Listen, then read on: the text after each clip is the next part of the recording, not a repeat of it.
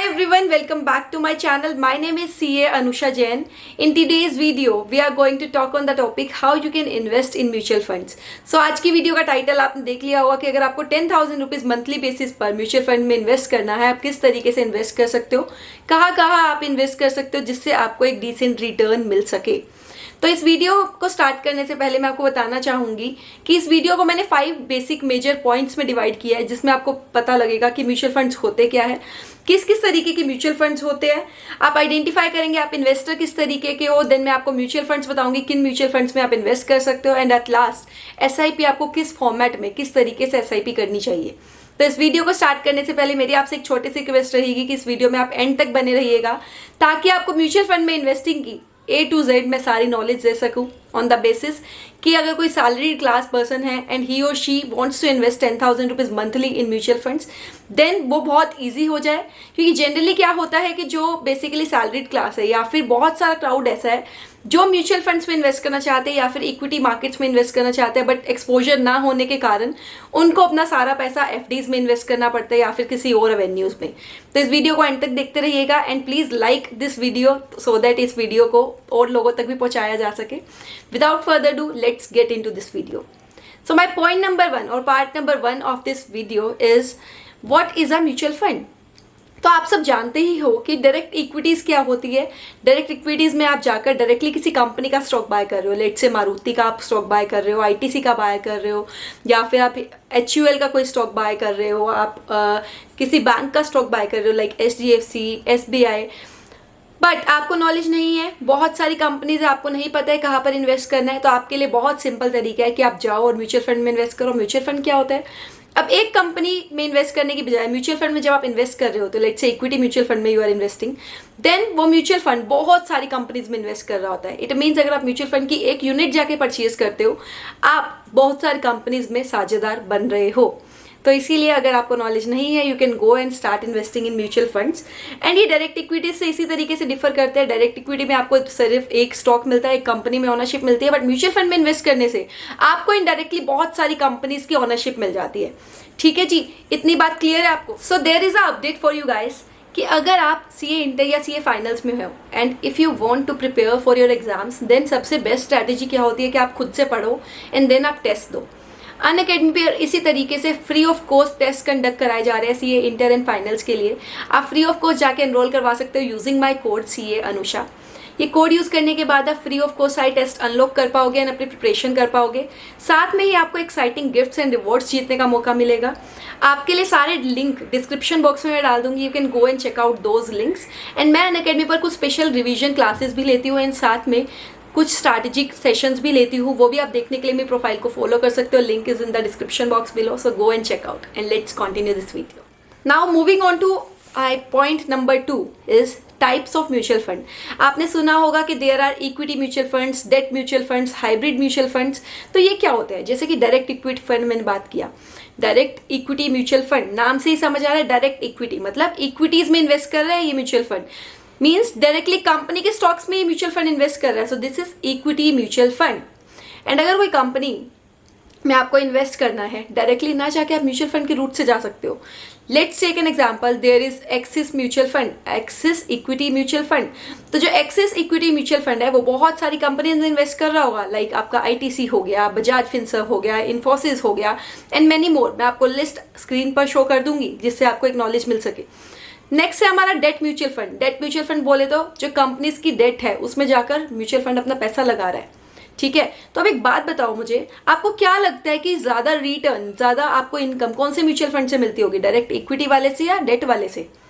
तो आपका अपना टाइम लीजिए और अपना आंसर सोचिए। आपका आंसर होगा 100% इक्विटी म्यूचुअल फंड। अगर आप इक्विटी म्यूचुअल फंड में पैसा इन्वेस्ट कर रहे हो, वहाँ पर आपको ज़्यादा रिटर्न मिलेगी as compare to debt mutual fund. क्योंकि डेट म्यूचुअल फंड एक फिक्स रेट ऑफ इंटरेस्ट की सिक्योरिटीज़ में क्या करते हैं, अपना पैसा इन्वेस्ट करते हैं, जबकि equity market is more growing rather than debt market. तो इसीलिए एफडी से ज़्यादा हो सकता है कि आपको date mutual fund income they they, but equity mutual fund आपको डेट से ज़्यादा ही देगा in most of the cases. ठीक है जी। सो आपको बहुत श्योर होना पड़ेगा कि आपको डेट म्यूचुअल फंड में इन्वेस्ट करना है या इक्विटी म्यूचुअल फंड में इन्वेस्ट करना है। इसीलिए मेरा पॉइंट नंबर 3 आपके लिए आता है, आइडेंटिफाई करो कि आप किस तरीके के इन्वेस्टर हो और आपकी रिस्क एपिटाइट क्या है। किस तरीके के इन्वेस्टर बोले तो देखो बहुत सारे एज ग्रुप्स होते हैं, एक होता है यंग एज ग्रुप, एक होता है मिडिल एज ग्रुप, एक होता है ओल्ड एज ग्रुप। अगर आप यंग एज ग्रुप में हो, आपकी रिस्क एपेटाइट है कि आप बहुत ज्यादा रिस्क ले सकते हो, देन आपको पता है higher the risk higher the return, तो आप ज्यादा रिस्क लो जिससे आपको ज्यादा रिटर्न मिले। तो आप क्या करोगे, आप म्यूचुअल फंड्स में इन्वेस्ट करोगे। कौन से वाले? जो इक्विटीज में अपना पैसा लगाते हैं, क्योंकि इक्विटीज में चांसेस है कि आपका पैसा बहुत अच्छे से ग्रो कर सके। ठीक है जी। तो अगर आप अपने अर्ली 20s में हो या फिर अर्ली 30s में हो, देन आपको इक्विटी म्यूचुअल फंड्स में पैसा लगाना चाहिए। किस तरीके का आप कहोगे मैम कितना लगाना चाहिए?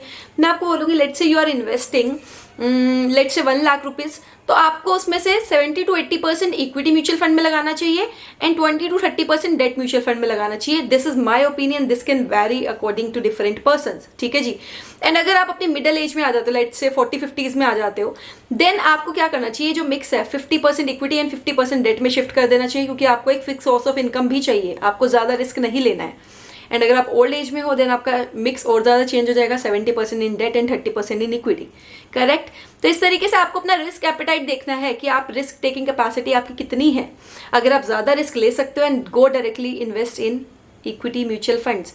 अगर आपको डायरेक्ट इक्विटी का एक्सपोजर नहीं है, आपको नॉलेज नहीं है, देन म्यूचुअल फंड्स आपके लिए सबसे सेफ ऑप्शन है, क्योंकि आपकी जगह म्यूचुअल फंड मैनेजर बैठ के आपका पैसा इन्वेस्ट कर रहे हैं डिफरेंट कंपनीज में, और आपको रिटर्न भी मिलेगी वही जो डायरेक्ट इक्विटी से मिलती है। जबकि म्यूचुअल फंड और डायरेक्ट इक्विटी में इन्वेस्ट करने में सिर्फ एक मेजर डिफरेंस ये होता है कि जब आप डायरेक्ट इक्विटीज में इन्वेस्ट करते हो ना, आपको कोई भी एक्सपेंस नहीं देना पड़ता, कोई भी खर्चा नहीं देना पड़ता।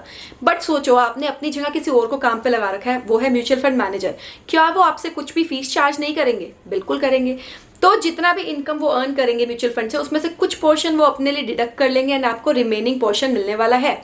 तो इसीलिए direct equities and mutual fund में इन्वेस्ट करने में यही होता है, थोड़ा सा आपका एक्सपेंस जो है वो बढ़ जाता है। ठीक है। आपको अपना रिस्क एपेटाइट देखना है। सो आपको इतना तो क्लियर हो चुका होगा, अगर आप अपनी यंग एज में हो, आपको अपना मेजोरिटी पार्ट ऑफ इनकम कहाँ इन्वेस्ट करना है? इन इक्विटीज, क्योंकि आपको रिस्क टेकिंग कैपेसिटी आपकी ज्यादा है। करेक्ट है जी। माय पॉइंट नंबर 4 इज कि अगर आप इक्विटी म्यूचुअल फंड्स में भी इन्वेस्ट करना चाहते हो, आपके पास बहुत सारे ऑप्शंस होते हैं। कौन कौन से? फर्स्ट कि आप लार्ज कैप इक्विटीज में इन्वेस्ट कर लो, ठीक है, ब्लू चिप कंपनीज में इन्वेस्ट करो। सेकंड मिड कैप में, and third one is small cap companies में। अब आपको ये कैसे पता लगे कि आप लार्ज कैप में जाओ, मिड में जाओ या फिर स्मॉल कैप में जाओ? देखो ये भी डिटरमिन करने का बहुत आसान सा तरीका है। अगर आपको नॉलेज नहीं है, अगर आप जो पैसा इन्वेस्ट करने वाले हो वो बहुत कम पैसा है, एंड वो पैसा आपकी लाइफ में बहुत ज्यादा इंपॉर्टेंस रखता है, let's say you are investing just 10,000 rupees a month, then मैं आपको बोलूंगी कि आप क्या करो, ब्लू चिप कंपनीज में ज्यादा जाओ। तो एंड थोड़ा बहुत portion you can invest in mid cap funds. ठीक है। ब्लू चिप कंपनीज कौन सी होती है? जो वेल स्टेबल्ड कंपनीज है, जिन्होंने अपनी ग्रोथ ऑलरेडी अचीव कर ली है, मतलब जिनमें आपको एक डिसेंट ग्रोथ मिलेगी। Let's take an example of HDFC, ठीक है, Axis bank, ICICI bank, Infosys, ठीक है, विप्रो। ये सब कंपनीज ऐसी है, ये आपको एक डिसेंट ग्रोथ देगी। इन कंपनीज के बैंकरप्ट होने के चांसेस बहुत कम है। इन कंपनीज का क्या है, ग्रोथ स्टेज पर आ चुकी है, प्रॉफिट रेगुलरली अर्न कर रही है, एंड आपको on an year basis Nifty 50 के जो रिटर्न्स है उनकी रिटर्न्स को ये कंपनीज बीट कर लेगी इन जनरल। तो आपको अगर नॉलेज नहीं है, आपके पास एक डिसेंट अमाउंट है इन्वेस्ट करने के लिए, बहुत ज्यादा अमाउंट नहीं है, then go for blue chip companies. इससे आपका पैसा सेफ भी रहेगा, एंड जो आपका इन्फ्लेशन एंड जो आपके FD रेट्स है उससे ज्यादा आपको रिटर्न मिल जाएगी। ठीक है जी, अगर मार्केट सही चलती रही। एंड सेकंड वन, आपको ध्यान रखना है कि ये सब बातें जो मैं बोल रही हूँ लॉन्ग टर्म में एप्लीकेबल होती है, शॉर्ट टर्म में एप्लीकेबल नहीं होती है, क्योंकि शॉर्ट टर्म में आपको हो सकता है वॉलेटिलिटी देखने को मिल जाए। Second is mid cap companies. अब मिड कैप जो फंड्स होते हैं उसमें आप इन्वेस्ट कर सकते हो, वो कुछ ग्रोइंग कंपनीज में इन्वेस्ट करते हैं, जिनमें चांसेस होते हैं कि वो कंपनी ग्रो भी कर जाएगी, एंड हो सकता है कुछ कुछ कंपनीज ज्यादा अच्छे रिटर्न्स ना भी दे। तो अगर आप बात करते हो ना मल्टी बैगर कंपनीज की, ये कंपनीज सारी मिड कैप स्टॉक से ही निकल कर आती है। मतलब अगर आप एक्सपेक्ट कर रहे हो कि मार्केट से आपको 200% 300% के रिटर्न्स मिलेंगे, तो मिड कैप कंपनीज से ही मिल सकते हैं। तो इसीलिए अगर आप थोड़ा और रिस्क ले सकते हो, then go for mid cap companies.